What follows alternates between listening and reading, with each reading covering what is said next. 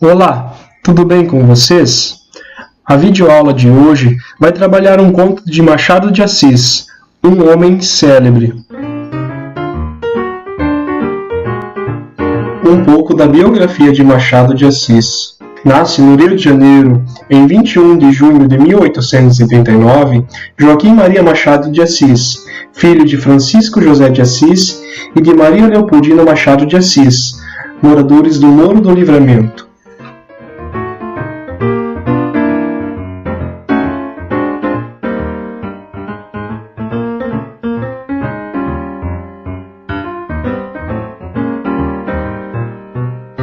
No decorrer de sua vida, Machado de Assis assumiu várias profissões.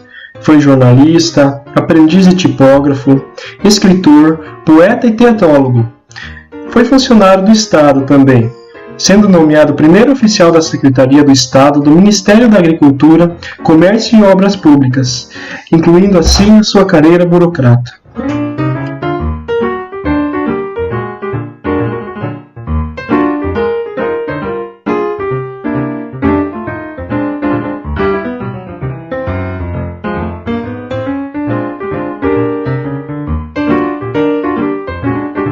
Machado de Assis também foi fundador da Academia Brasileira de Letras.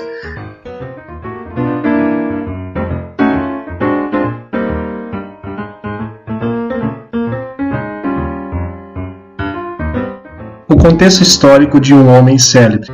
Machado de Assis escreve Um Homem Célebre no contexto histórico do segundo reinado do Brasil. Esse período da história do Brasil também é marcado por movimentos abolicionistas e republicanos, e que aparecem em alguns pontos da obra de Um Homem Célebre de Machado de Assis.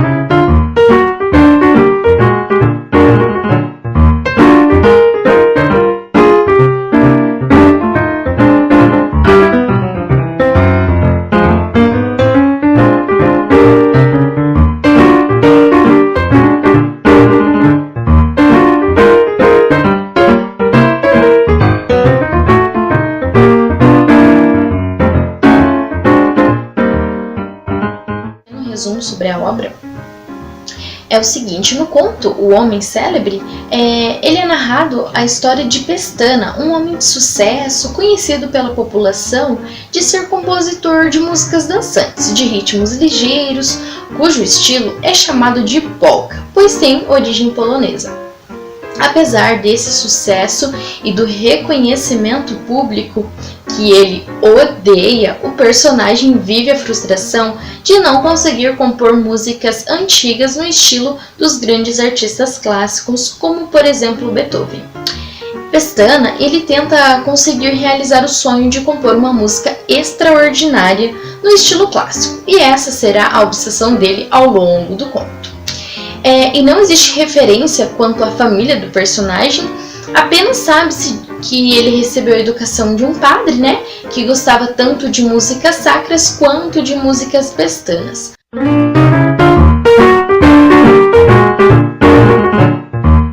Bom, o foco narrativo, ele é narrado em terceira pessoa, o conto, e esse narrador, ele é onisciente, ou seja, aquele que conhece toda a história e os detalhes da trama.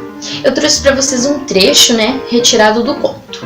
E aí voltavam-se as náuseas de si mesmo, o ódio a quem lhe pedia a nova polca da moda. O tempo, ele é cronológico, o conto, ele é narrado entre 1871 e 1885, desde a publicação da primeira polca de Pestana até a sua morte.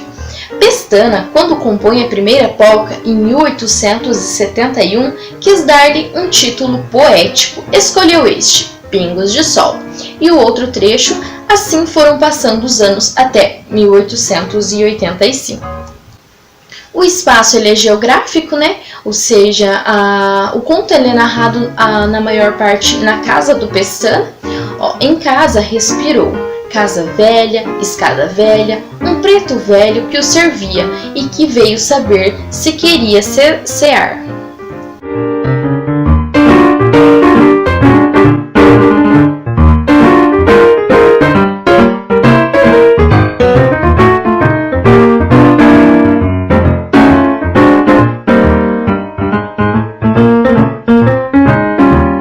Então, eu vou falar um pouco sobre os personagens agora, né? O personagem principal eu destaquei como se fosse o Pestana, né? Personagem secundário seria a sua esposa, a Maria, e o editor das polcas de Pestana.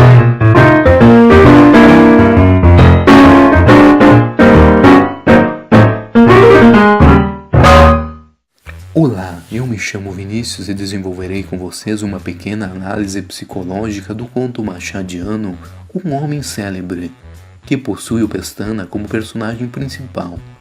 Um músico que não se contenta com as suas próprias produções, possuindo em sua mente que somente o que era produzido pelos renomados compositores na Europa deveria mesmo receber ênfase. Nós começamos a nossa análise com a citação da teórica Maria Lúcia Homem, que comenta que o conto gira em torno de um renomado compositor de polcas que não consegue de forma alguma realizar o que realmente almeja: compor uma obra-prima clássica, como uma sonata ou um noturno, como os fizeram os mestres que admira. Em vez disso, vê sempre levado a compor, mesmo quando sente inspiração a rebatê-lo mais uma polca. É o que faz até morrer. Podemos perceber nessa citação que a teórica Maria Lúcia Homem argumenta sobre a vida de Pestana, utilizando a teoria psicanalítica de Sigmund Freud, demonstrando que o id, o inconsciente do personagem, é marcado pelo imenso desejo de ser muito famoso. Dessa forma, ele desenvolve uma resistência enorme, se maltratando, se tornando seu maior inimigo. Se formos pensar mais detalhadamente, percebemos que o Pestana era um excelente compositor, como também recebia os elogios necessários para se sentir bem com as suas produções, como Machado de Assis em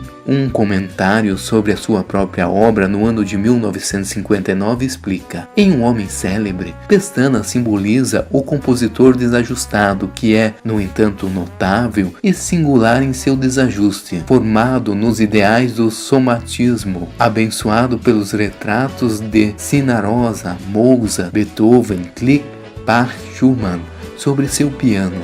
Pestana sofre ao tentar compor a música clássica e ver que cada ideia era o eco apenas de alguma peça alheia, que a memória repetia, e ele supõe inventar. Com esse fragmento, o escritor explica que o seu personagem vive uma vida triste na constante luta contra a depressão e não a aceitação de seus dons, que estavam muito próximos do ideal almejado, músicas clássicas e sacras. Afinal, fora criado por um padre que o ensinou a louvar todos os santos e apóstolos, os quais eram representados em formas de quadros pendurados nas paredes de sua casa. Também se pode perceber que Pestana fazia um deslocamento do amor e respeito que sentia pelo seu falecido pai, o padre, à música clássica. Ao desenvolver da história, Pestana encontra uma paixão, a sua futura esposa, e todos imaginam que vai ficar tudo bem, por ela ser compositora e intérprete como ele. Mas infelizmente o amor não dura muitos anos não. Os problemas com as composições se tornam cada vez mais fortes, deixando-a de lado, deixando-a triste e angustiada de tal forma que ela adoece, ficando cada dia pior até falecer. E ele nem está aí, somente se importa com as composições e o sonho com sucesso que já possuía e não reconhecia. É perceptível, com a ajuda da psicanálise, que o personagem utiliza mecanismos de defesas como a negação, a projeção, o deslocamento, a repressão e a racionalização, que apresentam aspectos marcados por sentimentos ruins, que se exprimem de forma de pensamentos dolorosos e perigosos à consciência. Dessa forma, ele conduz a sua vida até seu último dia. Para finalizarmos, podemos argumentar que Machado de Assis é e era um espetacular escritor, mesmo antes do desenvolvimento da psicanálise. Ele já utilizava em seus textos os ensinamentos e as técnicas que Freud iria inventar.